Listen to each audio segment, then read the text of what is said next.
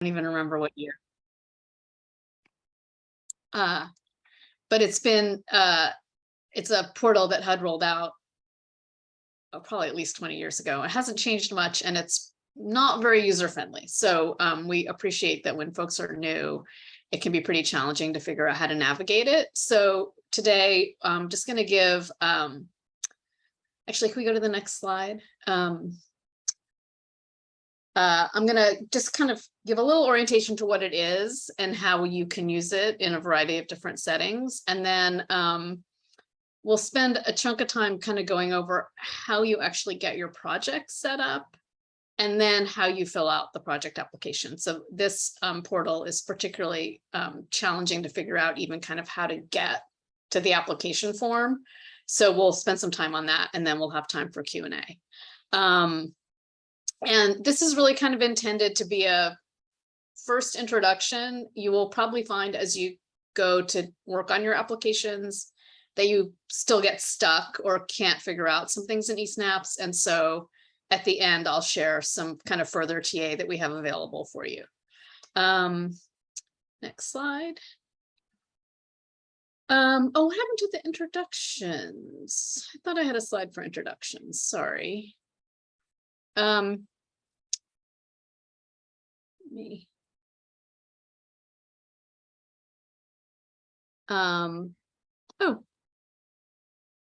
that's weird. So I'm thinking it would be nice if folks could introduce themselves and just share your name. We have it's a pretty small group. If you could just come off mute, say your name, the organization you're with, and if you could just share if you've actually gone in and done any of the steps yet, so we can kind of get a sense of, you know, kind of where people already are at with ESnaps. So I will, I'm just going to go down the participant list and start with Sharon. Hi, I'm Sharon Cornu from St. Mary's Center. Pronouns are she, her, and have not started. And Alex? Hi, everyone. I'm Alex Baker. I'm the HMIS manager with Alameda County HCD, and we've actually submitted a renewal and just submitted a new project application yesterday. Great. Kristen? Hi, I'm Kristen Bernal with St. Vincent de Paul of Alameda County, and we have not gone over ESnaps yet. This will be our first time. Alula? Hi, this is Alula. I'm with Bonita House Inc. I am the housing program director. And have you started anything yet with ESnaps? We just submitted our local application. Okay. Yeah, I have experience with ESnap, but I need a refresher course. Okay. And Alexandra? Hi, I'm also with St. Vincent de Paul and with Kristen. So we are just kind of in the beginnings of the process and haven't really started yet. Great. And then Leanne? I'm Leanne. I'm with Saha. Yeah. And I have not completed any steps in ESnaps yet. And then we have Ming. Good morning. This is Ming with Family Bridges, and we have not begun anything in terms of the ESnaps process at this time. Okay. And then it looks like Paul is my last person. Sorry, I need to change my name here. It's Yesenia. It's under my supervisor's name. Sorry about that. But I'm actually with the city of Berkeley. My name is Yesenia Lopez and she, hers. I know that my supervisor is, you know, doing this, but this is new. The ESnaps will be new to me, and I'm kind of trying to learn as well. Great. Thank you. So it sounds like we have a little bit of a mix of folks, including some who've done some submissions already, including some renewals. So the way I've kind of set this up is it's organized mostly around how to get a new project set up and submitted. So we aren't really going to cover renewals, but if you have questions about renewals, we can sort of cover them when we get to the Q&A section. And I'm assuming if you are considering applying for a renewal that you're applying for a new project, you're applying under the supplemental unsheltered NOFO because the deadline for the regular NOFO new projects already passed. And I don't think anyone in this call submitted under the regular side. So we'll, it's very similar on the regular versus the supplemental in terms of how you navigate ESnaps, but I'll sort of organize it around the unsheltered NOFO. And then I just wanted to see also before we Kate- start, yeah, go ahead. Oh, I think, I don't know if Alex might have just dropped off, but I think Alex did submit a new project under the. Oh, you're regular. right, you did. Yeah, you're right. They did. And I don't think I introduced myself. Sorry, everyone, but I'm Rachel Rios Richardson, she, her pronouns. I'm here with everyone home. I'm just here to support today. And Kate, sorry about the slide. It was hidden. So I think we're set. now. Oh, sorry about that. That's my No, bad. no, good. Okay, so I guess the only other thing I would say as we're getting going is, so I'm going to kind of do a walkthrough of some basic ESnaps basics. It's fine if you want to stop and ask questions as we go along. Also, feel free to put questions in the chat, and Rachel will help me sort of make sure we notice them and answer them as we go along. A lot of what I'm going to show you is kind of navigational guides that HUD has published that show screenshots from ESnaps. I'm not going to actually, well, I might, but I don't think it'll be that useful. I'm not going to actually go in ESnaps and screen share my account. It doesn't really let you like set up dummy projects in a way that's very useful. So it's not that helpful to actually go in it. But if there's a reason to do so, I can log in and actually show you the portal. But mostly I'm going to be walking through some tutorials, and we'll share the links with you so that you can access them yourselves. So let's go to the next slide. Okay, so just a kind of an orientation. HUD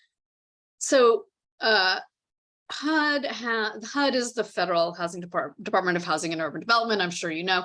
They have different divisions. One of their divisions is called SNAPS, which is an acronym for Special Needs Assistance Programs. So that's why it's called ESnaps. And underneath, within the SNAPS division is the Continuum of Care program, among other programs. So ESnaps is the grant management portal for the Continuum of Care grants. And basically, because the Continuum of Care funding source is so complicated, the ESnaps portal has a lot of complication to it. But what it's used for is if you're an individual, if you're an organization that wants to apply for a project to be funded by the COC, you use ESnaps to set up your project, and you send your project to your local Continuum of Care collaborative applicant, which in Alameda County is the Alameda County Housing and Community Development Department. So when you're a project applicant and you're using ESnaps, you are not communicating with HUD directly, you're communicating with your COC. And then the collaborative applicant at the end of the process gathers all the applications together inside ESnaps into what's called the consolidated application, and they send it to HUD. You should know, though, that if you are awarded funding this way, you don't get a contract with Alameda County HCD, you get a contract with HUD. So you're applying directly to HUD for dollars, and they will contract with you directly. So that's another piece of important context, partly for why the application process in ESnaps is pretty complicated, but it's a little bit of a preview of how complicated it is to contract directly with the federal government, which is not a, it's one of the more administratively complex kinds of government funding you can get, is when you get funding directly from the feds. There's a lot of strings attached. There's a lot of administrative requirements and financial management expectations. So it's not that easy to use their money, and it's also not that easy to apply for their money. Next slide. So there's also different layers inside ESnaps. So and we're going to go through the different steps, but if you're going to use ESnaps, you need your own individual user profile, which is for you as a organizational staff person. But then individual users have to be connected to a project applicant profile, and a project applicant has to be an organization. So individual people can't apply for COC funding, but organizations can apply. And then, so the organization is a project applicant and has a profile. And then different people within the organization can be connected to that profile as users. And then that project applicant can create multiple projects and submit them in different rounds of COC funding. And you can actually also apply to different continuums of care. So you might be an organization that has programs in multiple counties. So once you are a project applicant, you can submit applications to the Alameda County COC, you could submit to Contra Costa, you could submit to San Francisco. And so there's multiple kinds of project applications you could submit, but you have to have an applicant profile, which is the profile of your organization. Next slide. And then the other thing you should know is certain other parts of the process happen inside ESnap. So if you are awarded a grant, you will get some communication back from HUD through ESnaps about doing what they call a technical submission, which is sort of some additional paperwork you have to do before they can get you a contract. And then once you have a grant, every year you will use ESnaps to go through the renewal process. So you can transfer over your prior year's application into your renewal application and submit it. And it used to be in the old days that actually ESnaps was a way you submitted your annual reports to HUD, but they don't do it that way anymore. It's through a different system. Okay, next slide. Okay, so I'm going to just pause there and see if anyone has any questions about sort of the basics. Okay, so I'm going to show, oh, go ahead. Keep going. Okay, I just wanted to give one more piece of clarification, just to anyone who's new, that if you're applying for a project under the supplemental NOFO, you do still need to submit a local application separate from ESnaps by the deadline of September 20th at 5 p.m. So I'll drop in the chat the link to the info for that. And that's a separate Excel sheet, and it needs to be emailed to info at everyonehome.org. So just so you're not confused, there's two separate processes and everyone needs to do both. Thanks, Rachel. And I should probably have also explained that in addition to having this very complicated online application portal that HUD has, they also require there be a local competition process wherein all the projects are rated and ranked. And that all happens not inside ESnaps, it happens through Everyone Home through the process Rachel was just mentioning. So there's really two separate applications you have to do every time you do a COC funding application, whether it's for a new project or a renewal project. Okay, so I put on this slide, and I will put in the chat the links to a couple of kind of basic information sites. And the first one on here is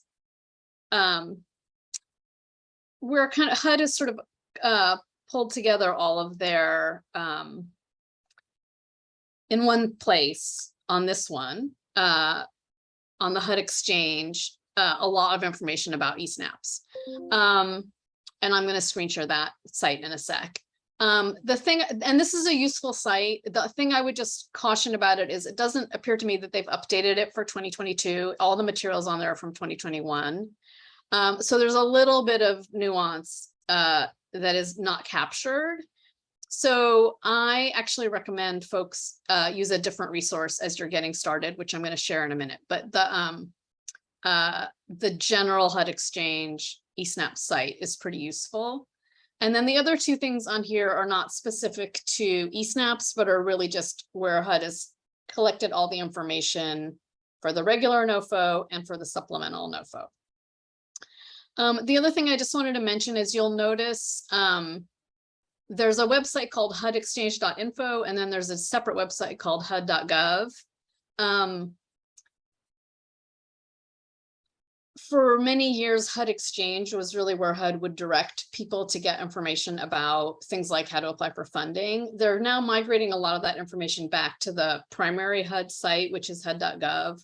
So I don't know if exactly if they're phasing out HUD Exchange, but HUD Exchange doesn't always have the most recent things on it. So that's why, to the extent you're looking at these two NOFOs, I would recommend going to this hud.gov site. And I'm just going to, oh, let's see. If I screen share, then Rachel can't screen share. We might as well. Let's switch over. I just want to share one screen, Rachel. So where is it?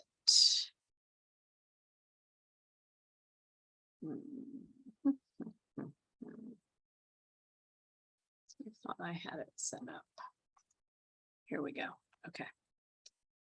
And I'm sorry, we're going to probably be going back and forth between a few screens today. Come on.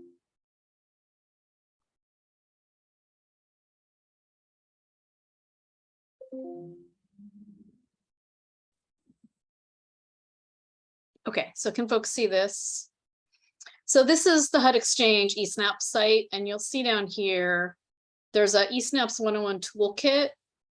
And then there's a set of resources around navigating ESnaps, and then there's a set of resources around applying for project funds. All of these are pretty useful, but again, I just wanted to caution that when I went and looked at these to prepare for today, I noticed that not all of them have been updated this year. So it's still a good place to go look for information, but I'm going to walk you through a different resource to get to how to set up an application. Okay, so why don't we put the slides back up real quick.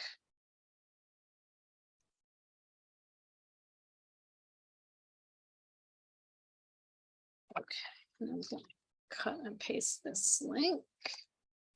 Okay, can we go to the next one? Okay, so this is the resource I would encourage you to start with if you're brand new to ESnaps. And I just put it in the chat here. So we're going to look at the unsheltered NOFO one, since I'm assuming to the extent folks are applying for new funding, you're looking at the unsheltered NOFO. I know we may have one person on the call. I don't know if Alex is still on the call that is applying under the regular, but I think the rest of folks are considering the unsheltered. So this is a resource that HUD put out, and they try to update these every year. But it's basically walks you through how to access the project application. So this takes you through all the steps you need to do to even get to where you create your application, which is a lot of steps. So I'm going to actually share that document and talk about it. And it has screenshots from ESnaps. Okay. All right. So this is, and you're welcome to click on that link and follow along, or you can follow along on my screen, whatever works best for you.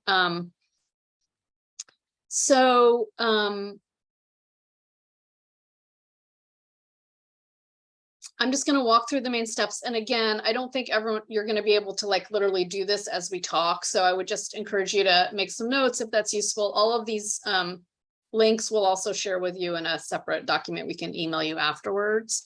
But you're going to need to probably take this document here, sit down at ESnaps on the portal, and start going through it on your own.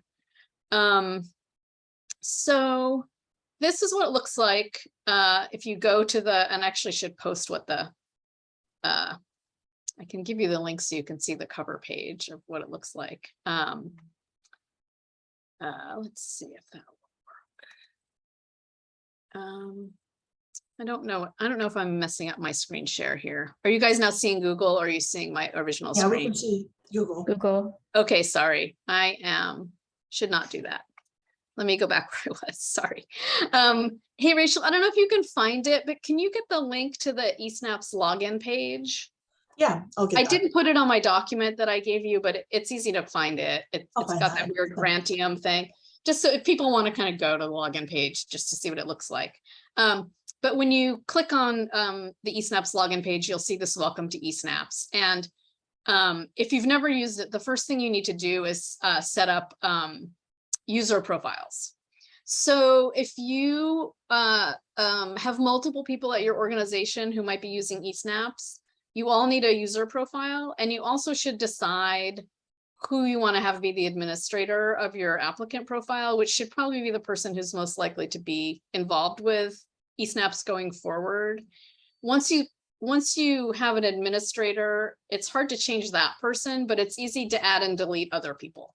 So the problem is if the administrator ends up leaving the organization, you either have to kind of have someone else pretend that they're them or talk to HUD to get them to change it. So it's not like catastrophic, but it's probably good to be thoughtful about who you want to have be the first user, who's your admin person.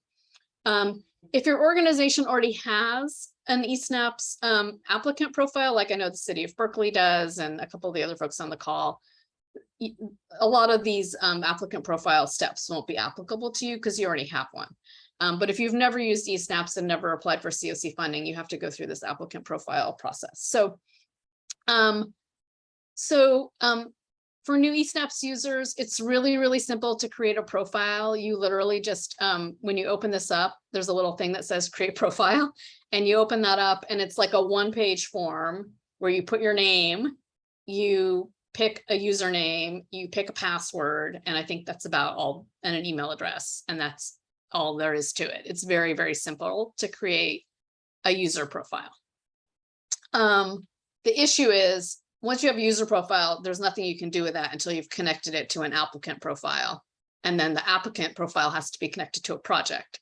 So, but that's the first step.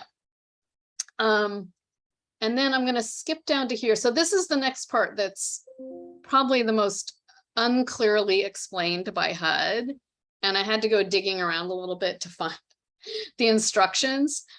So as you go through the different ESnaps resources, you'll notice a lot of times the instructions kind of assume you already have a project applicant profile set up, and you have to kind of dig around to find where they tell you what to do if you don't already have one.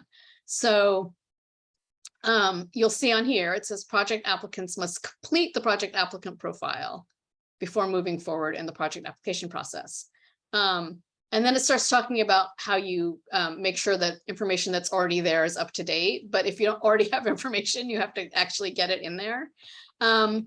So in this resource we're looking at, they refer you over to another resource, which is called the Project Applicant Profile Navigational Guide, which I am now going to click on, and it should, I hope, you should be able to see that screen.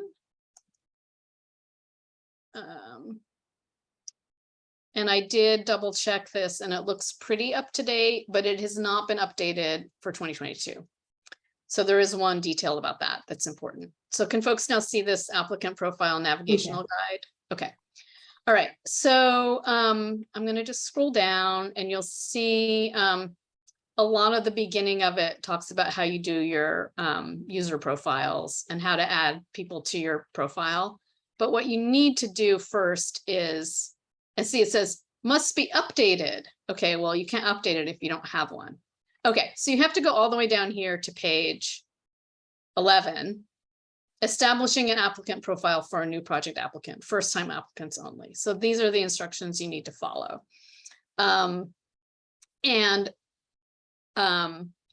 Another detail about this is you cannot apply for federal dollars if you aren't already registered in the System for Award Management, which is called SAM. And that can take a little while. So if you don't have a SAM registration, I would get on that right away. I have not ever done it myself, but there's a whole separate SAM website, which is down here, linked down here. And you also have to have a DUNS number.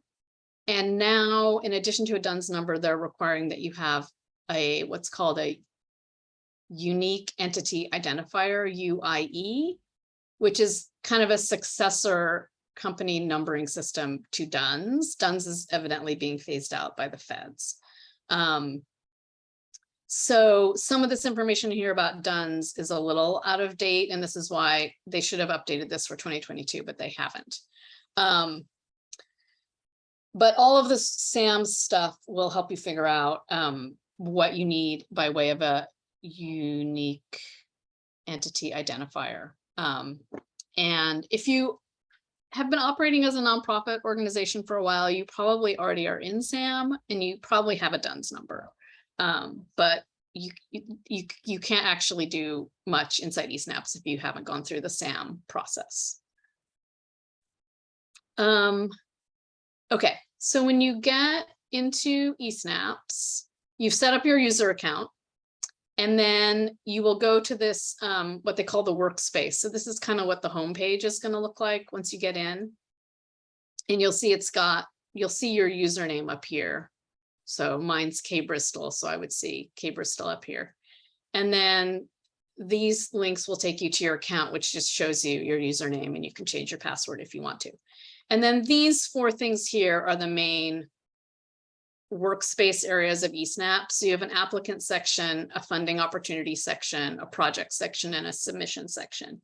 And you're going to need to navigate through all of these to get a project set up. So the first thing to do if you do not have an applicant profile is you have to create one. So you click on applicants. And then anytime you're in ESnaps, a couple of things are useful to know. Should I make this bigger? Is this too small for folks? I can make it a little bigger. Maybe a little bigger. Okay, let me see how to do that. Maybe can you close the There. sidebar out a little bit? Yeah, close that X in the far right up by tools. I think we'll get a little more space. Oh, sorry. Thank you. Perfect. That's better. Okay. And I could still make it a little bigger, I think. Hang on. I just want to be able to see now I messed up my Zoom. So this is now in the way of what I'm trying to do. I can shrink this. Okay, sorry. There, that's better. Okay, I can make this a tiny bit bigger, I think. Yeah. How's that? Is that better? Well, now you can't see the whole Now you screen. can't really Let's see go it. down. Let's go down. Okay. That's All right. good. So a couple things you should always know in ESnaps. So when you see a yellow file foldery looking symbol, that usually is, well, what that means is if you click on that, it opens you into a whole set of, it opens you into the equivalent of a document. And when you see this little, I don't know what this thing is supposed to be, a page with a plus, this is where you can add things. So it's really subtle and very not intuitive. But what you're going to want to do is to create your applicant profile is you go to this applicants page and you click this little plus. And that is going to allow you to set up your applicant profile. So when you click on that, you'll get this little screen and it'll ask you whether you're an individual or an organization. You always pick organization.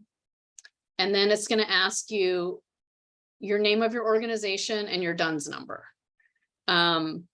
which is required. Now they're phasing out DUNS. So every other year up to this year, you just put your DUNS number in. I do not know if you put in your DUNS number, if it will say, give you an error and tell you need a unique entity identifier, in which case you would put in your unique entity identifier. There's no guidance about it. So you just have to try, see which one works, but I think it's supposed to be the DUNS number. And then the applicant name, I would just be careful and make sure you write down the name of your organization, how you want it to be. Once you've set up the profile, I don't believe you can change the applicant name. You would have to go to how to have them delete your profile and let you set up a new one. Or you could set up a second one with the correct name and just ignore the first one, probably. But it would probably be better to just make sure you set up the name the way you want it. Pretty much everything else in the applicant profile can be edited, but this is where you're doing the initial setup. So you put your applicant name and your DUNS number and you save. And then you'll be back here and you'll see a row for your organization. This is test organization. At that point, you can click on this yellow folder and it'll open up the whole profile for you to fill out. And then this shows you, does it? Let's see. Yes. So then when you get into the applicant profile, and all of ESnaps works this way, where you, make this a little bigger. On the left, there's always a gray bar that is your navigation bar. And so in the applicant profile, it's going to ask you a bunch of organizational information. Contact information, you have to designate a lead contact, you have to designate an alternate contact, and then there's a bunch of kind of administrative kinds of forms. And I'm not going to roll through all of these, but you'll see this is the list. And then when you get to the end, this is really important. When you're done, you want to click, there'll be a button down here that will say submit. And if you filled everything out, you have to fill out, it'll be live and you can click it. If the submit button isn't clickable, it means you haven't done something you need to do. And it'll usually give you a little red X. So you can see, oh, I left something out on organizational information or whatever it is. Once you click submit, it doesn't actually submit it to anyone. It's basically means it's complete. And then that step is done, which will then unlock other parts of the portal. And then the other thing to know about the applicant profile is you can always navigate back to this screen and click this edit button and change things. So this is always editable. Once you click submit, it doesn't mean it's submitted forever and all time. It just means you're done for now. And you can always come back here and click this edit button. And then you can go back if like the organizational contact changes or you realize you typed a wrong number somewhere, you can fix it. Okay, so that's the applicant profile. And I think that's everything I wanted to say about that. Oh, then the other thing is, I'm going to go back up here. Once you've got the profile set up, you can add the other people. So whoever sets it up will be listed as the administrator. And then you can go to this, back to this row in the project applicant, in the applicant's screen, and click on this little person. And then you can add all the other people from your organization as registrants. So when you click on this, it'll open a little menu and you put in the username and the email address of the other people in your organization. And then they're all connected to that profile. Can I ask you a quick question? Sure. So when I was shadowing my supervisor and he was trying to update the our director's information because he retired, whoever we had there. So who could make that change? The administrator? Anybody who can get into your applicant profile can click Applicant on profile. click on this yellow folder. Okay. It's probably locked, so navigate down to submission summary, that page I just showed you down here. You got to navigate down to here, which will look like this, and you'll see this little edit box. Okay. You click edit, then you can go back up and change anything you want to change. And then when you're done, you have to come back and click submit. Awesome. Okay. And I would thank you. say when I'm doing TA on ESnaps, I would say more than 50% of the questions are answered by that thing. Like if you haven't updated the applicant profile in a year, it won't let you do anything. And then if you've updated it but haven't clicked submit, it won't let you do anything. So there's a lot of ways that just like making sure this is updated and you've clicked submit solves a lot of other problems. But yes, anyone who's a registrant to your profile can edit the profile. Thank you so much. Okay, so now I'm gonna go back. Let's see. Go back to my, come on, get out of the way, you. Okay, this one. Okay. Sorry, these banners are annoying me. Okay, so now you've got an applicant profile and you've added all your organizational, the members of your organization who are going to have access to it. So now you're an applicant. And the thing about the applicant profile is you never have to create another one. So next year, if you want to apply again, you have the same profile. The year after that, you have the same profile. You can use that profile, like I said, to apply to multiple COCs under multiple NOFOs. So it's not that you can always update it, but you never have to create a new one. So that's kind of a nice feature of ESnaps. It's one of the only user-friendly features is the applicant profile for the organization is what it is, and you have it and you don't have to redo it every time. Okay, so now you can go set up a project. And so there are 3 steps to that. So I'm gonna make this bigger. Okay, so now you were in this applicants section. You're going to back out of that and you're going to go to this thing called funding opportunity registrations. And then you need to pick what funding opportunity you're going to apply to. And so you're going to have 2 choices here for this year, and probably you're going to pick this one. So if you want to apply for the unsheltered homelessness set aside, which is the one that's due, local applications are due September 20th and ESnaps is due September 27th, you're want to click this one. If you're doing the regular NOFO, and that ESnaps deadline is September 6th, you want to go up and do, oh, it's covered over. Because this one is for the unsheltered. There's one called a new project application FY 2022. It's this one up here. And this is in the notes I'm going to send you. So you click on your funding opportunity, and then it's going to take you to this very simple little box where it basically just says, do you want to register for this? You click yes, and it says you are registered. It's like super, super simple, but it's a step you have to do. And then you click the back button. Okay. Now, okay, so this is another very non-intuitive part. So now you want to go to projects, and projects is not where you actually do the project application. It's where you name the project. So they have a whole separate section where you do nothing but give your project a name. So you're going to go to this project section, and if you already have been using ESnaps for a while, you'll notice every project you've ever submitted is in this screen, and you can actually filter by date and stuff to clean up the clutter. But if you've never applied before, of course, this will be blank. And so you need to do that thing with a little plus sign where you click this plus sign and it lets you set up a new project. So project screen will appear.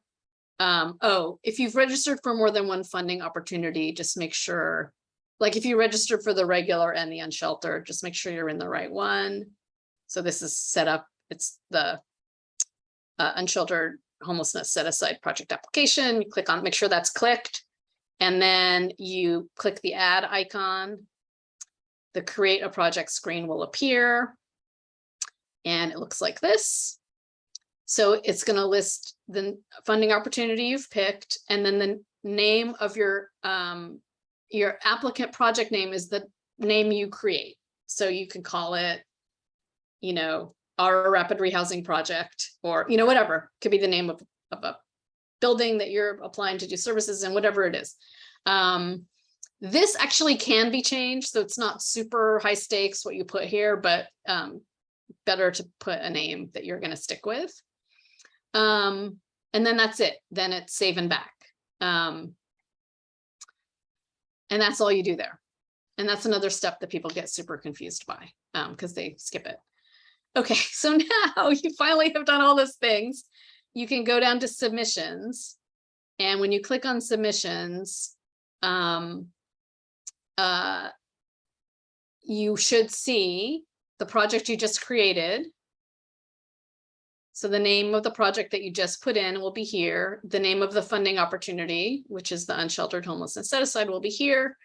The date you set it up will be here. The end date, HUD populates this. It's not always very clear what date they're putting in here. It might be the deadline for the NOFO, or it might just be the end of the calendar year, but don't worry about it.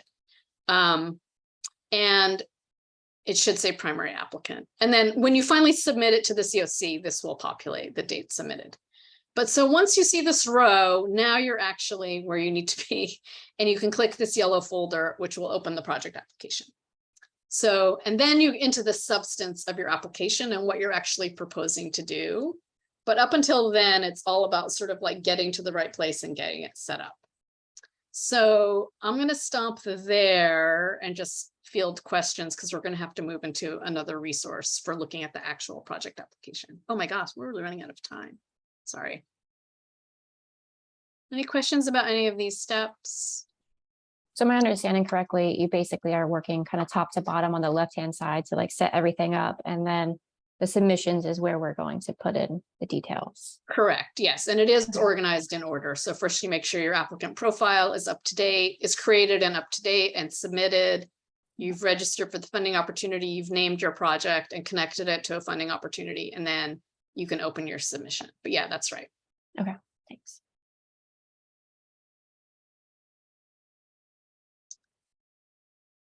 Okay, I'm going to stop that one. Any other questions? Okay, so then I'm going to show you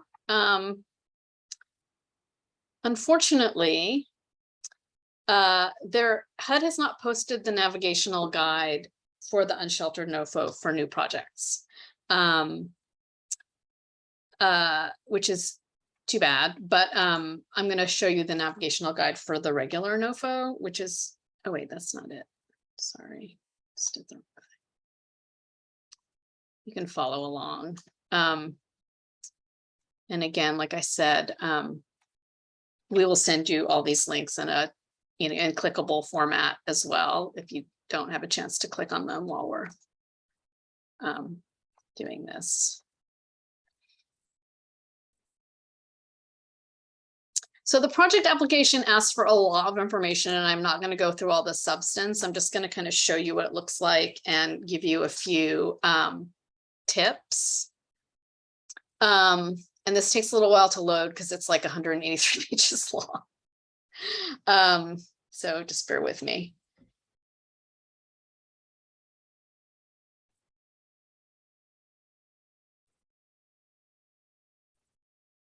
And I'm going to open it in the desktop.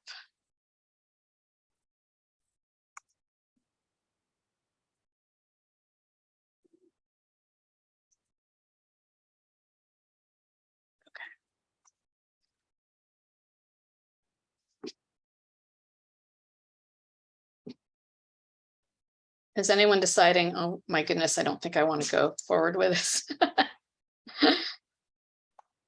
It's okay. Let me get this. Okay, here we go. While you're working on that, I have a Yeah. question. Mhm. If we already have like a DUNS number, will we automatically be provided a UEI?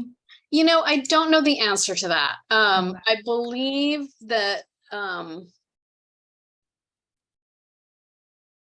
I can't remember if I put it on the Word handout. I'll add it to the handout. There's a HUD resource about the migration of DUNS to UEI on their site.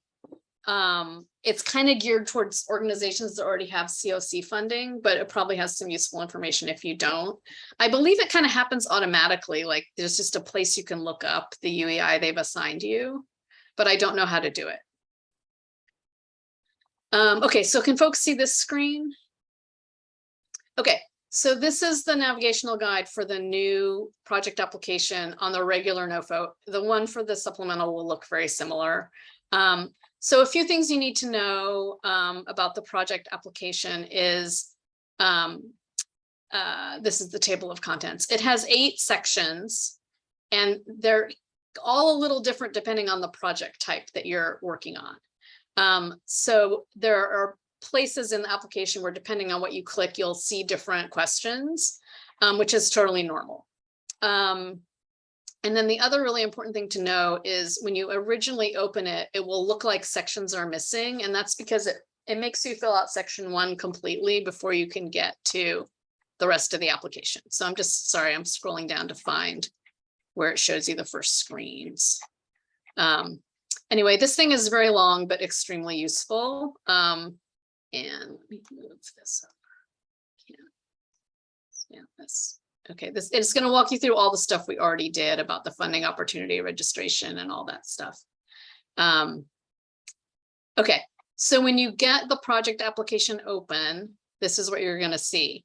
So you'll see the name of your applicant name as you filled it out on the project application. I'm sorry, this is not very legible. Why is this? They didn't do a very good job screenshotting this. I don't know if making it bigger makes it any clearer. Might be a little clearer this way. Your applicant number would be your DUNS number. So I don't know why it has this as the applicant number. And then the name of your project, and then there's an assigned project number that the system assigns it. But anyway, you're going to start seeing on this left side, again, the menu of all the sections. Part 1 and screen 8B appear. Other screens will appear after you complete all of part 1. So part 1 is going to repeat a lot of what you did in your applicant profile. It's all organizational information. The other thing to know about part 1 is some fields will be not editable, and that's because they're pulling from your applicant profile. So if you see a piece of information that's grayed out, it's from your applicant profile. And if it looks wrong, you have to go back to the applicant profile, click edit, fix it, click submit, and come back. But once you've gotten through 1L and you do save, sections 2 through 7 will open up. And so I'll just kind of quickly show you, see if it gives you, I'm going to skip through all of these section 1 things, see if it shows us. Oh, it doesn't give you the whole thing. Okay. I'm just going to go back to the table of contents then, because we're running out of time. I apologize. Okay, so you'll see section 2 asks you if you're going to have any subrecipients, which you may or may not have. Subrecipients are actually other organizations that you would subgrant dollars to, and they have a lot of responsibilities, including a lot of data collection responsibilities. A subrecipient is not the same thing as a subcontractor. If you're just going to contract out some activities to another organization, you don't have to make them a subrecipient. So you might end up leaving all of 2A blank, or just, not just, there are places where you can either say not applicable or leave things blank. Section 3 is where you provide information about your project. And in this section 3A, that's where it's going to ask you the project type. So if it's going to be permanent supportive housing or rapid rehousing, or in the case of the supplemental NOFO, it'll give you support services only as a choice. That's where, when you click that, different questions will become open to you, because it asks slightly different questions depending on the type of project. The other thing that's really important on 3A is there's a place where it asks you what COC are you applying to, and you have to pick the Alameda County Continuum of Care. And that one is called CA 502, and that's also on the little Word document we'll email you. So just make sure you click the right COC or it'll go to the wrong place. And then you're asked for a narrative project description, and this project expansion wouldn't be on the supplemental NOFO one, because you can't expand projects under the supplemental NOFO. There's a section 4 which asks you about the kinds of services you're going to provide and the type of housing you're providing and how many units if it's a housing project. Section 5 asks you how many people you're going to serve. Section 6 is the budget. And there's a separate budget form for each of the type of HUD costs that you might be asking for. So you'll see if you're asking for a leasing cost, there's a leasing section. If you're asking for services costs, there's a services section. And then there's questions about your match. And then there's a screen for attachments. So again, we don't have time to get into all the content of this. This is the navigational guide. And then there's a separate guide called the detailed instructions that tells you how to answer the questions. A lot of the questions in the project application are tables, but there's some places where you have to write narrative. And then when you get down to the end, just like we looked at on the applicant profile, there's a screen at the bottom called submission summary, and there'll be a submit button, and that button will not work if you haven't filled everything in. So if it isn't live, the little summary screen will have little red X's telling you where you didn't do something. And once you've done everything and you have green check marks all through your submission summary screen, you'll be able to click submit. And when you click submit, at that point, your project will go over to Alameda County HCD to their ESnaps. They have a different view into ESnaps because they're the collaborative applicant, and they can see all the projects that have been submitted to the Alameda County Continuum of Care. And so that's also that there's a deadline for that, which is the 27th. But if your project is selected to go to HUD by the NOFO committee, there's probably some additional work you'll need to do in ESnaps to clean it up. So the HCD team and myself will be looking at the ESnaps applications. And there may be, even though you were able to submit it, there might be things that we need you to fix or narratives we want you to rewrite. And that all would happen between September 27th and the HUD deadline, which is October 20th. So, you should do your best to make sure it's complete and accurately reflects your project, but also know that if there's sort of technical issues with it, there's an opportunity to fix them. Okay, that was a lot of information. So I'm just going to stop there and see, we only have about 8 more minutes, see what questions folks have. And then I want to share some other ways you can get additional TA.